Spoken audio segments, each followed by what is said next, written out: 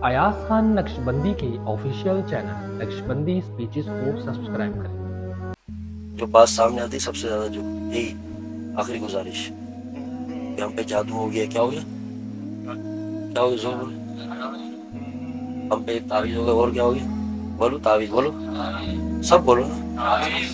हम पे किसी ने कुछ करा दिया। बोलो हमारा रिस्क बंद हो गया। अब सब बोलो क्या हो गया? जबरदस्त बात।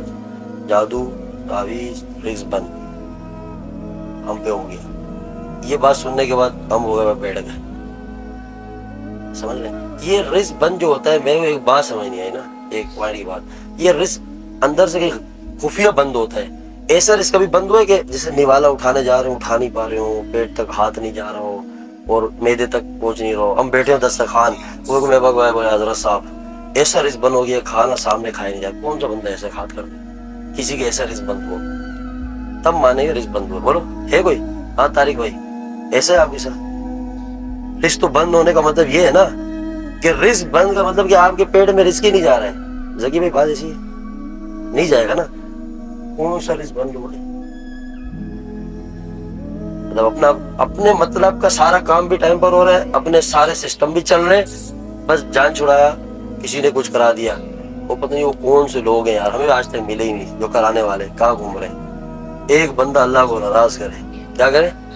अल्लाह को, वो पूरी कायनात का रब, पूरी रब अल्लाह। आप पहले नाम पे जाए फिर उस जात पे गौर करें, कौन है कौन। और अगले लफ्ज देखे क्या कर रहे हैं हम उसको, अल्लाह को नाराज करें। तो किसी को जरूरत है हमारा रिस्क बंद करने की? किसी को जरूरत है हम पे तावीज करने की? किसी को जरूरत है हम पे कुछ कराने की? खुद बताएं दिल से कि अल्लाह वो जो पूरी कायनात जिसके शिकंजे के अंदर है, जिसकी मर्जी से पत्ता भी नहीं हिलता है, जो गैरत वाला है, बेनियाज है, जिसकी बनाई हुई मखलूक ऐसे छोटे छोटे से इंसान घूम रहे हैं, वो आसमान का रब, इतना बड़ा आसमान, समंदरों का रब, ये पहाड़ बनाए हुए। अभी कोई रात को बोले समंदर के किनारे जाओ, अकेले तन्हाई में जा सकते? वहशत है, खौफ। ये उसकी वो मखलूक है जो किसी जर्रे पे भी कोई औकात नहीं जिस मखलूक की। समंदर तो उसकी वहशत देखें। पहाड़ों में जाए रात के अंधेरों में आपको खौफ आ जाएगा। तन्हाइयों में तो आप इन गलियों में नहीं निकल सकते। ये बनाई हुई उसकी छोटा सा सिस्टम, एक छोटा सा गोला है बस। यहाँ पे हमारी ये कंडीशन है कि हमारी औकात देखो कि जमीन के एक छोटे से 2 फीट के टुकड़े पे खड़े हुए और उस जात को नाराज कर रहे हैं जिसके हाथ पे सारी कायनात है। वसिअ कुर्सीयुहु समावाति वला यऊदु हिफ्ज़ुहुमा व हुवल अलिय्युल अज़ीम। पूरी कायनात उसके शिकंजे में, हिफाजत में, वो ताकत वाला है। उसको नाराज करें, उससे टक्कर लें और हम इंतजार, हम क्या कह रहे हैं कि नीचे के इंसान हमें छेड़ रहे हैं, खालिक को छेड़ के। और वो आगे फरमाते हैं, हदीस कुर्सी है, आपको सुना दो आखिरी हदीस पाक, ए इब्ने आदम, एक तेरी चाहत है। क्या है? एक तेरी चाहत है, ये अल्लाह हमसे फरमा रहे, और एक मेरी चाहत है। क्या है? अगर तू अपनी चाहतों को सुपुर्द कर मेरी चाहत के, तो मैं तुझे दूंगा वो जो तेरी चाहत है। अगर तू मुखालफत करेगा उसके जो मेरी चाहत है, मैं तुझे थका दूंगा उन पर जो तेरी चाहत है। होगा वही फिर भी जो। अब देख ले, अल्लाह कह रहे अगर तुम मेरी चाहत के खिलाफ चलोगे थका दूंगा। थक रहे नहीं थक रहे? तो हमारे मसलों का हल अल्लाह की तरफ लौट जाओ बस, और कोई नहीं है, कोई डर नहीं है। अपने आप को झूठी तसल्लियां ना दे कि इधर उधर किसी के ऊपर जाहिरी मसाइल हो तो हुक्मरान की गड़बड़, अंदरूनी मसाइल हो तो रिश्तेदारों की गड़बड़। खुद तो जन्नत का टिकट लेके बैठे हुए हम, कन्फर्म जन्नती हुए हुए कि जिस वक्त मरेंगे सीधे कहाँ जाएंगे।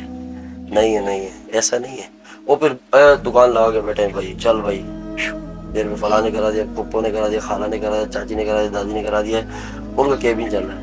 और ये औरतें सुभान अल्लाह, वो गौर से सुने, नीचे बैठी है औरत, तो टास्क लेके जाती है आमिल के पास कि बस किसी तरह हजरत साहब उस वाली का नाम ले ले। और वो आमिल भी होशियार होते हैं, जो अल्लाह माफ करे, जो 2 नंबर होते हैं इस तरह के बैठे हुए जिनके पास कुछ भी नहीं।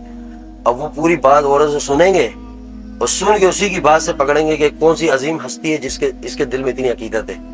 اس کا نام نکالیں گے، بولیں گے ہاں آپ کے اوپر آپ کی پھپھو نے، ارے دیکھا میں تو کہہ رہی تھی پہلے سے. حضرت صاحب آگے سے ڈائریکٹ بولیں گے 50,000 1,00,000، وہ کہے گی میں زیور بھیج دوں گی، اس کا بیڑا غرق کر دو بس.